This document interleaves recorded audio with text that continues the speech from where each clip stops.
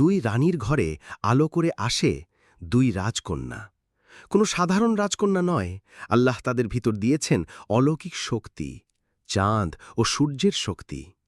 কিন্তু রানীরা একজন আরেকজনকে সহ্য করতে পারেন না, আর সেই সুযোগ নেয় এক খারাপ জাদুকর।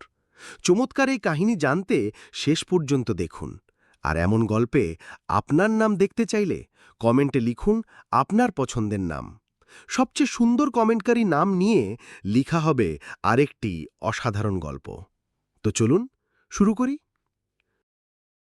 বহুকাল আগের কথা, বিস্তীর্ণ জলরাশি আর সুউচ্চ পাহাড়ের ওপারে ছিল এক ঐশ্বর্যমণ্ডিত রাজ্য, যার নাম নূরনগর।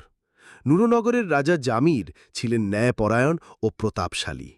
পুরো রাজ্য তাকে ভালোবাসত, আবার ভয়ও করত, কারণ তিনি অন্যায় পছন্দ করতেন না। তাই রাজ্যে কোনো বিভেদ